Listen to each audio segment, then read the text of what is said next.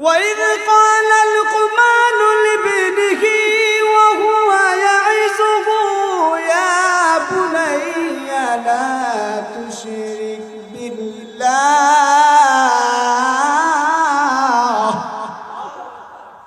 যখন লুকমান আলাইহিস সালাতু ওয়াস সালাম তার ছেলেকে বলল ও আমার দূরের ছেলে লা তুশরিক বিল্লাহ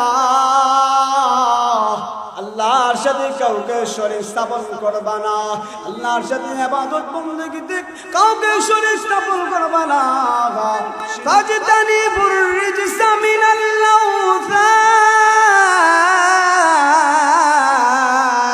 আওসান আমার আল্লাহ জানা দেন মুসলমানেরা তোমরা শিরক হয় এমন কোন কার্যকলাপ তোমাদের দ্বারা করবা না ফাজতানিবুর রিজসা মিনাল আওসান ওয়াজতানিবু কাওলাজ জুর মূর্তি পূজা যে মূর্তি পূজা খানে কাবার মধ্যে আল্লাহর নবী বিশ্ব নবী রাহমাতুল লিল আলামিন 360টা দেব দেবীকে মূর্তিকে আল্লাহ পাক রব্বুল আলামিন আমার নবীর মাধ্যমে চুরমার করে ভেঙে দিয়েছিলেন আজকে তুমি মূর্তি পূজার মধ্যে যাও সরস্বতীর পূজার মধ্যে যাও দুর্গা পূজার মধ্যে যাও আবার তুমি মুসলমানও দাবি করো এমন মুসলমান আল্লাহর নবী বিশ্ব নবী রাহমাতুল লিল আলামিন বলেন যারা শিরকি কার্যকলাপ থেকে বাঁচা থাকবে মাম্মাতা লা ইউশরিক বিল্লাহ দাখালাল জান্নাহ আল্লাহর নবী বিশ্ব নবী রাহমাতুল লিল আলামিন জানায় দেন যারা আল্লাহর সাথে শরীক স্থাপন করার থেকে নিয়ে এক আল্লাহর সাথে আমলের মাধ্যমে আর কাউকে শরীক স্থাপন করবে না আমার আল্লাহ জানায় দেন এমন মুসলমান যখন দুনিয়া ছেড়ে কবর জগতে যাবে অর্থাৎ মৃত্যুবরণ করবে মৃত্যু বরণ করতে দেরি হয় সাথে সাথে আমার আল্লাহ তারে জান্নাতে প্রবেশ করতে দেরি হয় না জুড়ে চিল্লা করুন সুবহানাল্লাহ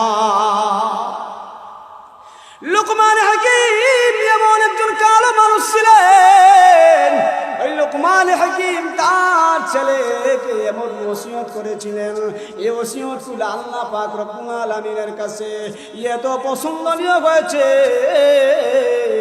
এত ভালো লেগেছে যার কারণে আল্লাহ পাক রব্বুল আলামিন কোরআনে কারীমের ভিতরে একটা সূরা নাযিল করে দিয়েছেন যে সূরার মধ্যে লুকমান আলাইহিস সালামের কিছু ওসিয়তগুলো রয়েছে যার কারণে আমার আল্লাহ সূরা লুকমানকে লুকমান বলে নাযিল করে দিয়া আল্লাহ সূরা লুকমান নাযিল করে দিয়া জানা দেন মক্কার মানুষেরা যখন কথা যখন তারা সালিশের মধ্যে বসতো সাথে সাথে লুকমান হাকিমের উপদেশগুলো দিত ইহুদিরাও লুকমান হাকিমের উপদেশগুলো দিত এই মুহূর্তে আমার আল্লাহ আয়াত নাযিল করিয়া জানা দিলেন ওয়াইদ ক্বালা লুকমান লিবনিহি ওয়া হুয়া ইয়াইযুহু ইয়া বুনাইয়া লা তুশরিক বিল্লাহ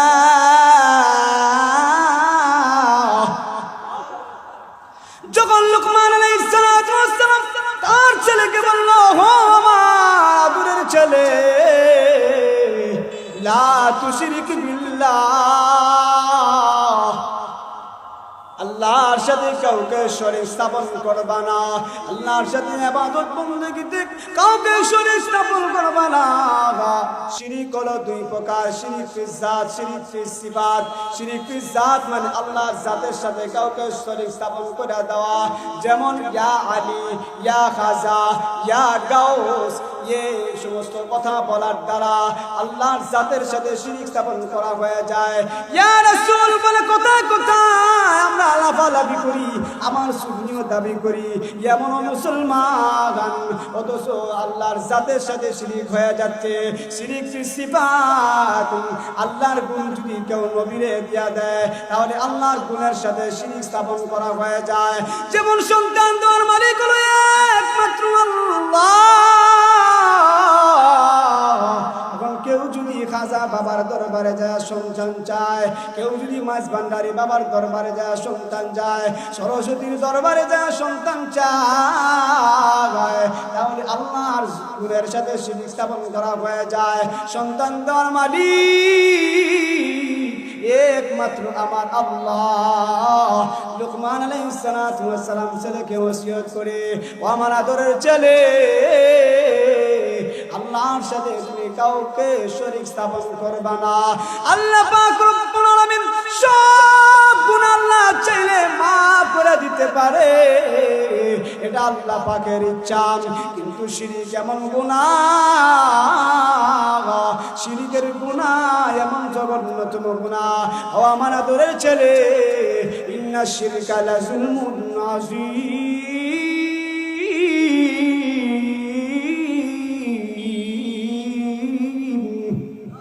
শিরক হলো এমন জঘন্যতম অপরাধ, যে গুনার পরে আর কোনো গুনাহ হতে পারে না। আমার আল্লাহ জানায় দেন, ও আমার আদরের ছেলে, তুমি আল্লাহর সাথে কাউকে শরীক স্থাপন করবা না। সন্তান দেওয়ার মালিক আমি আল্লাহ। আমি আল্লাহ কাউকে ছেলে সন্তান দেয়, আবার কাউকে মেয়ে সন্তান দেয়, আবার কাউকে আমি আল্লাহ কোনো কিছু দেই না।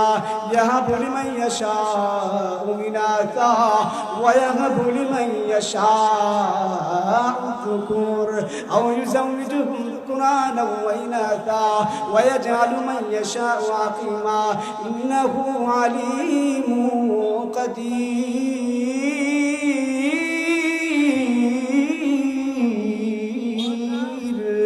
আমার আল্লাহ জানা দেয়, বান্দারে সন্তান চাইবি তুই একমাত্র আল্লাহর কাছে। আর আমরা এমন মুসলমানও দাবি করি, আবার সরস্বতীর পূজার মধ্যে যায়। অথচ আমার আল্লাহ বলেন মূর্তি পূজা তোমরা করিও না, কোনো দরগার কাছে, দুর্গার কাছে, কোনো মাজারের মধ্যে যায় তোমরা মান্যত করিয়া সন্তান চাইবা না। সন্তান দেওয়ার মালিক আমি আল্লাহ। আমরা মুসলমান কয় এমন কৃষ্ণ কৃষ্ণ কৃষ্ণ, তারাও নাকি সত্য ন্যায়ের প্রতীক, নাউজুবিল্লাহ। আবার এমনও মুসলমান নেতা খেতা ভোট পাওয়ার জন্য নিজের মানটাকে বিক্রি করিয়া দেয়, মানুষের সামনে 10 মিনিট আর 5 মিনিট বয়ান করিয়া ফেমাস হওয়ার জন্য, ভাইরাল হওয়ার জন্য। এমনও নেতার খেতা আমাদের সমাজের মধ্যে পাওয়া যায়। মুসলমানদের ধর্মের উপর আঘাত আনে, ধর্মের মধ্যে, হিন্দু ধর্মের পূজার মধ্যে যায়, পাশা দেখা যায়, আবার যায় তারা গাছ গান নাচ গান নিতায় করে, আবার বলে হরে হরে রাম রাম কৃষ্ণ কৃষ্ণ আহমদ মোহাম্মদ পদ্ম ভগবান ওয়াংশাং গচ্ছামে লা ইলাহা ইল্লাল্লাহু কর্ম বরকতম বৈকট্যম। তারা তাদের ধর্মের গীতা পাঠ করে। আমাদের ধর্মের মুসলমানরা কিছু লেবাসদারি মুল্লারা, কিছু লেবাসদারি আলেম মোরামারা, যারা মানুষের সামনে ফেমাস হওয়ার জন্য ভাইরালের বান্দা, মানুষের সামনে 10 মিনিট আর 20 মিনিট কথা বলার জন্য ড্রোন ক্যামেরা উড়ায়া উড়ায়া মানুষের সামনে ফেমাস হয়ে ভাইরাল হবে, মুখের মধ্যে দাড়ি নাই। এমনও নেতার খেতা আছে যায়া কয় এপি পপি দরগা আর দুর্গা, অর্থাৎ মুসলমানরা বাটি বাংলার দেশ, মুসলমানরা তারা রোজা রাখবে, ভিন্ন ধর্মের লাগেরা তার লোকেরা তারা পূজা পালন করবে। রোজা আর পূজা নাকি সমান, নাউজুবিল্লাহ, জুড়ে চিল্লা এখন না নাউজুবিল্লাহ। এমন মুসলমান, এমন মুসলমান আমার আল্লাহ তো জানা দেন, ও মুসলমানেরা তোমরা মূর্তি পূজা ছেড়ে দাও, তোমরা দুর্গা পূজা ছেড়ে দাও। মুসলমানেরা দুর্গা পূজা যাবে তো দূরের কথা, আমার নবী জানা দেন ইন্না শাদ্দান নাসি আযাবান ইয়াউমাল কিয়ামা ইনদাল্লাহিল মুসাউবিরুন। নিশ্চয় নিশ্চয় কাল কিয়ামতের দিন, হাসরের ময়দানে, কিয়ামতের দিন আমার আল্লাহ যেই সমস্ত মানুষগুলোকে সবচাইতে বেশি শাস্তি দিবেন, কঠিন শাস্তি দিবেন রে ও শান্তিপুরের মুসলমানেরা, সবচাইতে বেশি যে মানুষদেরকে শাস্তি দিবেন ওই মানুষগুলা হলো যারা ভাস্কর্য তৈরি করে, মূর্তির পূজা করে, মূর্তি বানায় ঘরের ভিতরে রাখেন, মূর্তি বানায় ছবি রাখে ঘরের ভিতরে, ওই ঘরের মধ্যে রহমতের ফেরেশতা কিভাবে ঢুকবে আমার নবী জানা দেন লা তাদখুলুল মালাইকাতু বাইতান ফীহি কালবুন ওয়ালা তাসাবির দেবদেবীর ছবি আঁকায়া মুসলমানের বাচ্চারা নিজের ছবি আঁকায়া ঘরের ভিতরে রাখে অথচ আমার নবী জানা দেন ওই ঘরের ভিতরে রহমতের ফেরেশতা ঢুকবে না এই ঘরের ভিতরে রহমতের ফেরেশতা প্রবেশ করে না করবে না এই ঘরের ভিতরে জীবজন্তু জানোয়ারের ছবি থাকে যে ঘরের ভিতরে মানুষের ছবি লটকানো থাকে ওই ঘরের ভিতরে রহমতের ফেরেশতা প্রবেশ করে না আমার প্রাণের ভাইরা আমার আল্লাহ জানা দেন মনে আসলে লুকমান হাকিমের কথা একটা উপদেশ মানুষ দিগকে সৎ কাজের আদেশ করবা অসৎ কাজ থেকে বাধা দিবা ইয়া বুনাইয়া কিমিস সালাহ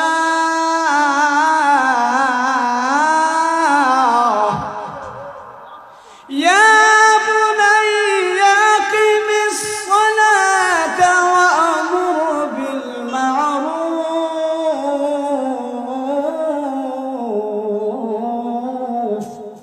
ওয়ানহা আনিল واصبر على ما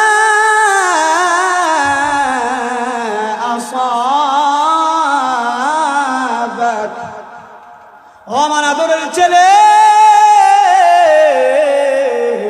তুমি নামাজ প্রতিষ্ঠা করবা ওয়ানহা আনিল মুনকার মানুষ দিগকে সৎ কাজ থেকে বাধা দেবা ওয়াসবির আলা মা আসাবাক এবং বিপদে আপদে সব সময় ধৈর্য ধারণ করবা আমার প্রাণের ভাইরা এরা যে ধর্মের পূজা করে এরা যেই ধর্মের পূজা করে যেই ধর্মের খুদারে খুদা মানে মিশরের গভর্নর আমার ইবনে নাস রাদিয়াল্লাহু তাআলা আনহু ওই সময় মিশরের গভর্নর যে আমার ইবনে নাস জেরুজালেমের যুদ্ধ করতে করে চৌরাস্তার ভিতরে ঢুকে গেছে এমন সময় এক খ্রিস্টান পাদ্রী আয়েশা মিশরের গভর্নর আমার ইবনে নাসের কাছে আয়েশা বলে ও আমার ইবনে নাস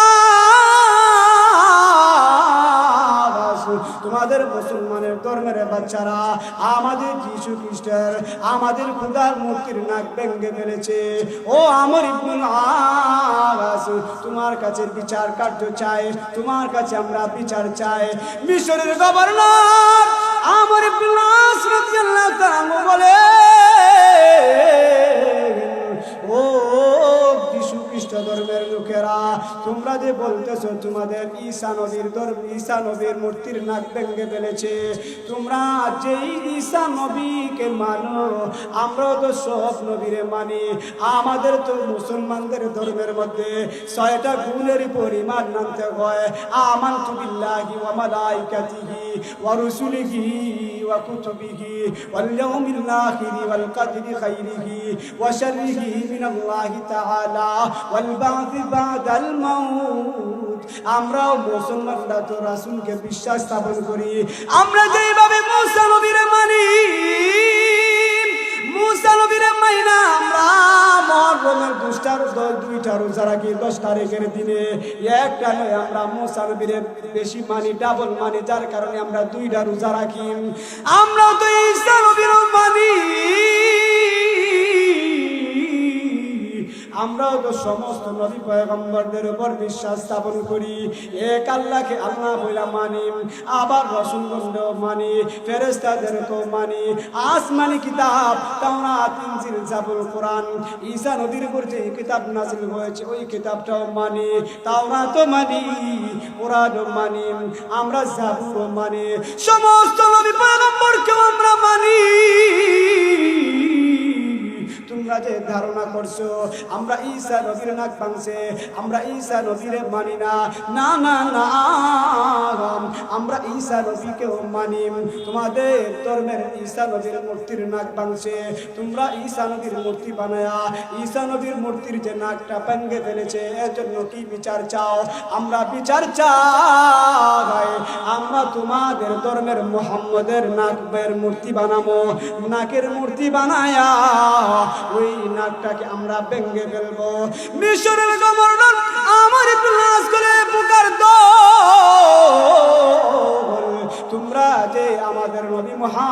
মুহাম্মদের মূর্তি বানাইবা, মূর্তি বানায়া নাকটা ভেঙে ফেলবা।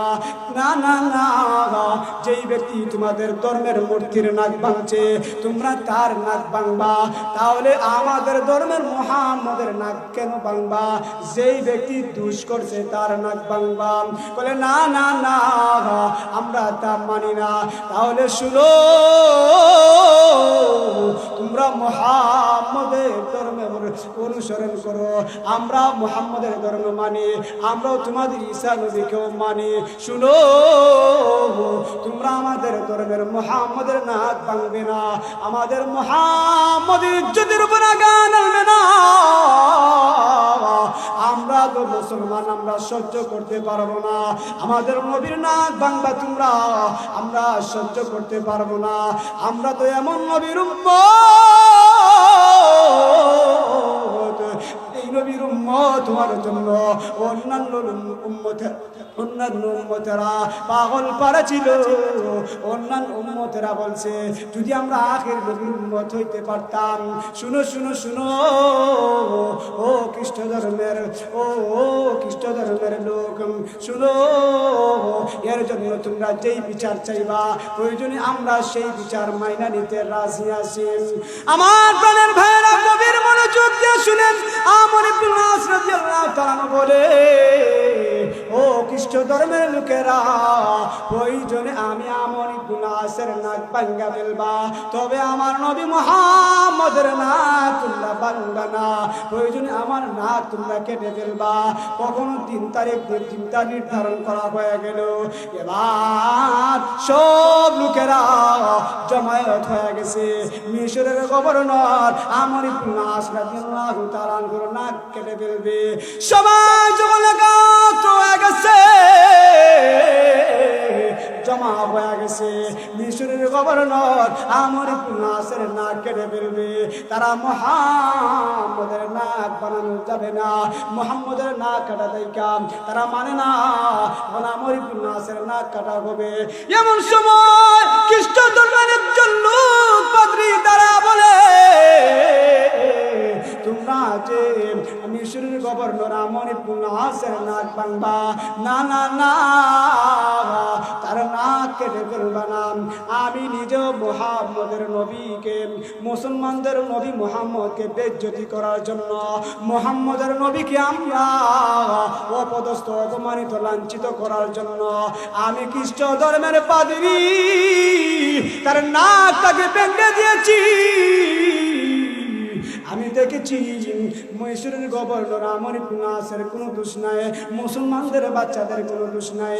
আমি দেখেছি, আমি নিজে ওই মূর্তির নাকটা কৃত্রিম মূর্তি বানায়া আমি তার নাকটা ভেঙে ফেলেছি, নাকটা কেটে ফেলেছি। না না না, তাদের ধর্ম এমন ধর্ম যেই ধর্মের কারণে নিজের জীবন দিতে রাজি, যেই ধর্মের মুসলমানেরা তাদের নবীর ইজ্জতের জন্য জান দিতে রাজি, যেই নবীর ইজ্জতের জন্য নিজের গর্দান উপরে ফেলতে রাজি, ঈমান বিক্রি করতে রাজি না। এমন নবীর উম্মত তারা আমার এই মুহূর্তে বিশ্বাস স্থাপন হয়ে গেছে। ইসলাম ধর্ম হলো সত্য ধর্ম, যেই ধর্মের উপরে আর কোনো ধর্ম হতেই পারে না, মনোনীত ধর্ম হতে পারে না, মনোনীত সম্মানিত ধর্ম হতে পারে না। যেই ধর্ম মানলে, যেই ধর্ম অনুযায়ী চলাফেরা করলে আমার আল্লাহ তার জীবনের সমস্ত গুনাহ মাফ করিয়া দেয়। যেই ধর্ম মানলে আমার আল্লাহ স্বর্গের মধ্যে জান্নাতে পৌঁছায়া দিবে। যেই ধর্ম ছাড়া অন্য কোনো ধর্ম আল্লাহর কাছে মনোনীত ধর্ম নয়। আমার বিশ্বাস স্থাপন হয়ে গেছে।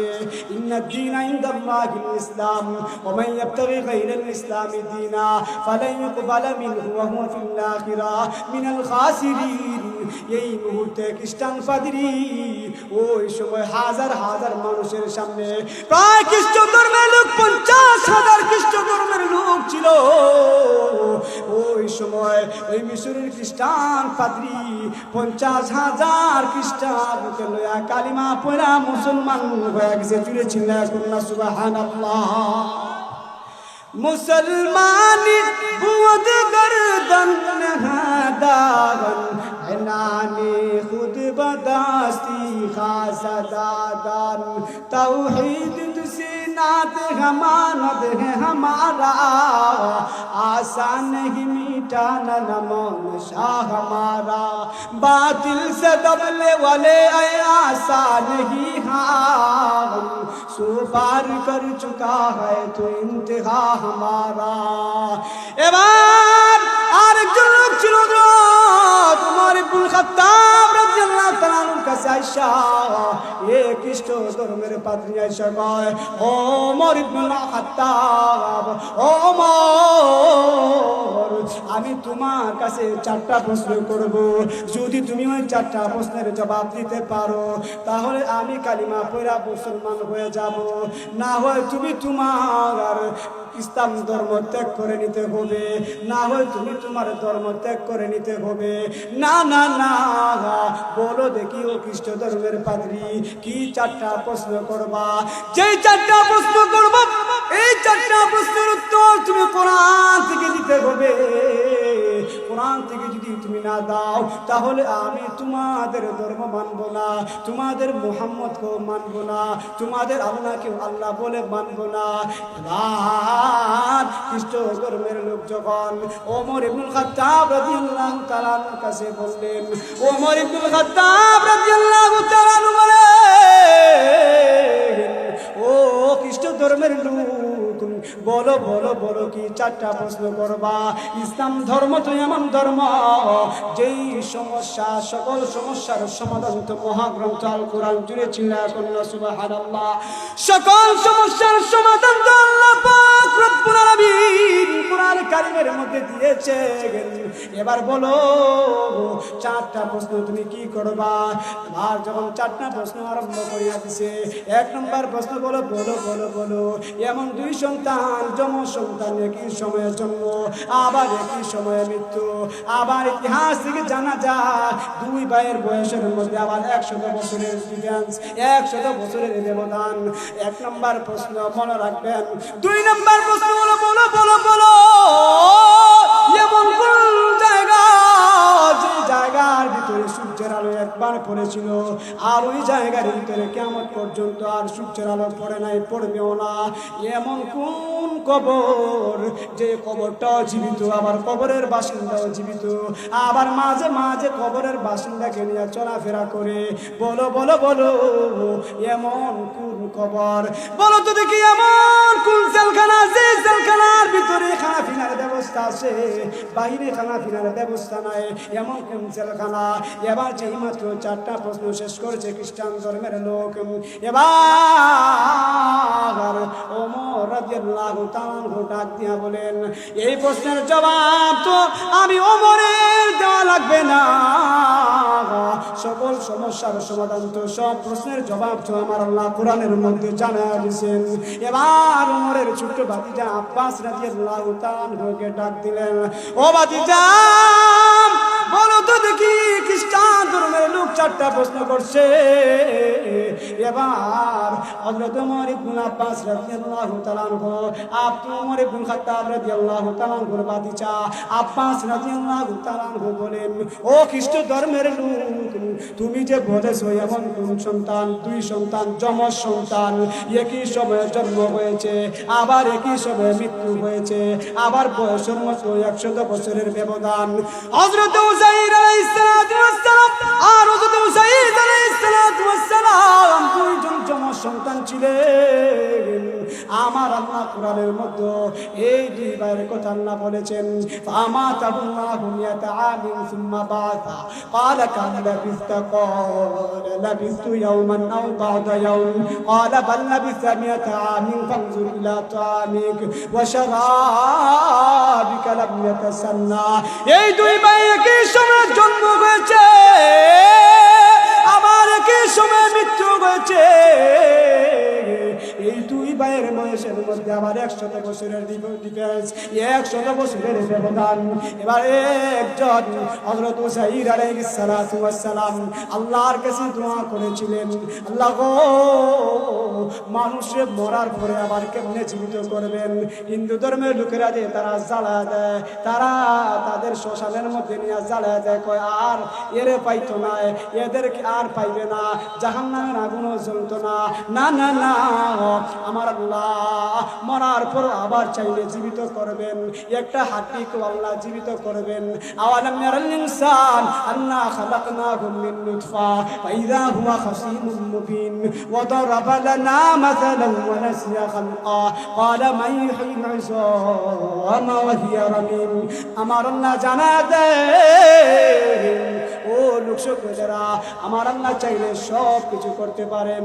আল্লাহ জীবিত মৃত্যু করতে পারেন। ঈসা নবীরও তো আল্লাহ এমন মুজিজা দান করেছিলেন। আমার আল্লাহ যখন ঈসা আলাইহিস সালাম বলতো বিইজনিল্লাহ, ও কবরের বাসিন্দা সাথে সাথে জীবিত হয়ে যাইত। বিইজনিল্লাহ বলতে দেরি হইতো। ঈসা আলাইহিস সালাম সাথে সাথে কবরের মুর্দা জিন্দা হয়ে যাইত। বলতেছিলাম হযরত উযাইর আলাইহিস সালাম আল্লাহর কাছে দোয়া করেছিল, মালিক মরার পরে আবার কেমনে জীবিত করবে, আমার একটু দেখা দেন। আল্লাহ হযরত উযাইর আলাইহিস সালাম রে মরার পর আবার 100 বছর বাঁচায় রাখছেন। দিয়েছিলেন কন্যা, সুবহানাল্লাহ। এই দুই ভাইয়ের বয়সের মধ্যে 100 বছরের ব্যবধান হয়ে গেছে। 2 নম্বর প্রশ্ন, বলো বলো বলো, এমন কোন জায়গা যেই জায়গার ভিতরে একবার সূর্যের আলো পড়েছিল কিয়ামত পর্যন্ত আর ওই জায়গার ভিতরে সূর্যের আলো পড়বে না? এমন জায়গা, ওই জায়গাটা তো হলো মূসা আলাইহিস সালাম আর ফেরাউন যখন তুমুল যুদ্ধ শুরু হয়ে গেল, আমার আল্লাহ মূসা নবীরে 12টা রাস্তা বানিয়ে দিয়েছিলেন। আর ফেরাউনকে আল্লাহ বাহরে কুলজুম বা লোহিত সাগরের মধ্যে নিমজ্জিত করেছিলেন। ওই জায়গার ভিতরে একবারে সূর্যের আলো পড়েছিল, কিয়ামত পর্যন্ত আর ওই জায়গার ভিতরে সূর্যের আলো পড়বে না। 3 নম্বর প্রশ্ন, বলো তুমি যে বলেছিল এমন কবর, যে কবরটাও জীবিত, আবার কবরের বাসিন্দাও জীবিত, মাঝে মাঝে কবরের বাসিন্দারে নিয়ে চলাফেরা করে হযরত ইউনূস পয়গম্বর মাছের পেটের ভিতরে 40 দিন যাবত ছিলেন। মাছওয়ালা ওয়াদান্নুনি যাহাবা মুগাদিবান ফাযান্না আল্লান নাকদির আলাইহি ফানাদা ফি যুলুমাতি আল্লা ইলাহা ইল্লা আনতা সুবহানাক ইন্নী কুনতু মিনাজ জালিমিন ফাস্তাজাবনা লাহু ওয়া নাজাইনাহু মিনাল গাম্মি ওয়া কাযালিকা নুনজিল মুমিনিন। বিপদে আপদে বললে খতমে ইউনূস পড়ি আমরা। ইউনূস পয়গম্বর মাছে খায় নাই, মাছের পেটের ভিতরে 40 দিন যাবত ইউনূস পয়গম্বর ছিল। মাছের পেটের ভিতরে মাছ তো ইউনূস পয়গম্বরের নিয়া সাগরের মধ্যে খেলাধুলা করত, সাগরের মধ্যে নিয়া ইউনূস পয়গম্বরকে নিয়ে চলাফেরা করত।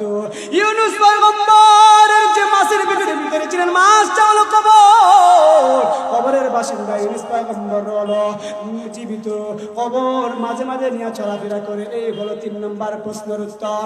4 নম্বর প্রশ্নের উত্তর, এমন গুলজানখানা, যে জেলখানার ভিতরে খানা পিনার ব্যবস্থা আছে, আবার বাইরে খানা পিনার ব্যবস্থা নাই। আমার আল্লাহ জানা দেন সূরা নূরের ভিতরে, সুম্মা খালাকনান নুতফাতা আলাকাতান ফাখালাকনাল আলাকাতা মুদগা ফাখালাকনাল মুদগাতা ইযামা ফাকাসাউনাল ইযামা লাহমা সুম্মা আনশানাহু খালকান আখার ফাতাবারাকাল্লাহু আহসানুল খালিকিন। আমার আল্লাহ জানা দেন মানুষকে যখন আল্লাহ বানাইবেন, লৌহে মাহফুজের ভিতরে আল্লাহ নকশা আঁকাইলেন। আমার আল্লাহ মানুষের মাথা সেটিং করলেন, আঙ্গুল সেটিং করলেন, মায়ের পেটের ভিতরে আল্লাহ খানা পিনার ব্যবস্থা করলেন। মায়ের পেটের ভিতরে মানুষ আমরা প্রথমে ছিলাম রক্ত, রক্ত থেকে মাংস, মাংস থেকে হাড্ডি, হাড্ডি থেকে এইভাবে আমরা মানুষ হইলাম। আমার আল্লাহ পাক রব্বুল আলামিন সৃষ্টি করলেন দুনিয়াতে। ও খ্রিস্টান পাদ্রী, আমার যেমনি আল্লাহ মায়ের পেটের ভিতরে 10 মাস 10 দিন আল্লাহ খাওয়াইছে, খাওয়াই আল্লাহ দুনিয়াতে সৃষ্টি করেছেন, প্রেরণ করেছেন। খ্রিস্ট ধর্মের পাদ্রী রে, তোমারে তো আল্লাহ মায়ের পেটের ভিতরে ঠিক তদ্রূপ ভাবে সৃষ্টি করেছেন, ঠিক তদ্রূপ ভাবে মায়ের পেটের ভিতরে আল্লাহ খাওয়াইছেন। এগুলো আল্লাহ পাক রব্বুল আলামিন এমন জেলখানা, যে জেলখানার ভিতরে খানা পিনার ব্যবস্থা আছে, বাইরে খানা পিনার ব্যবস্থা নাই। এবার ছোট্ট বাতিজা যখন এই 4টা প্রশ্নের জবাব দিয়া দিছে, হযরতে ওমর ইবনুল খাত্তাব খাত্তাব রাদিয়াল্লাহু তাআলা আনহুর ভাতিজা। এবার খ্রিস্টান পাদ্রী কয় এমন ধর্মই তো সত্য ধর্ম রে, যেই ধর্মের ছোট পিচ্চি বাচ্চা একটা 4টা প্রশ্নের জবাব দিয়া দিছে, চেংরা ফুলা একটা 4টা প্রশ্নের জবাব দিয়া দিছে। আমার বিশ্বাস হয়ে গেছে একমাত্র ইসলাম ধর্ম ছাড়া আর কোন ধর্ম আল্লাহর কাছে মনোনীত ধর্মই হতে পারে না। একমাত্র ইসলাম ধর্মই সত্য ধর্ম। এই মুহূর্তে আমার মুহাম্মদের কাছে নিয়ে যাও, আমার কালিমা পড়া মুসলমান বানায় দেন। কালিমা পড়া খ্রিস্টান পাদ্রী মুসলমান হয়ে গেছে। আশহাদু আল্লা ইলাহা ইল্লাল্লাহু মুহাম্মাদুর রাসূলুল্লাহ। খ্রিস্টান পাদ্রী কালিমা পড়া মুসলমান হয়ে গেছে। চিনে চিল্লাচ্ছেন না সুবহানাল্লাহ। যাই হোক আমার প্রাণের ভাইরা, বলতেছিলাম আমরা এমন কোন কাজ করবো না যে কাজের কারণে শিরিক হয়ে যায়। শিরিক স্থাপন করা আল্লাহ পাক রব্বুল আলামিনের কাছে সবচেয়ে জঘন্যতম অপরাধ। আমার মুরব্বী শ্রদ্ধাভাজন হুজুররা চলে আসছেন, আমি এখানে ওনাদেরকে বসাইয়া আলোচনা করা আমার দ্বারা শোভা পায় না। আল্লাহ পাক রব্বুল আলামিন আমাদেরকে শিরিক মুক্ত, বেদাত কুফর শিরিক মুক্ত সমাজ আল্লাহ পাক রব্বুল আলামিন গঠন করার তৌফিক দান করেন। যে কথাগুলো বললাম আল্লাহ পাক রব্বুল আলামিন যেন আমাদেরকে আমল করার তৌফিক দান করেন। আমি আপনাদের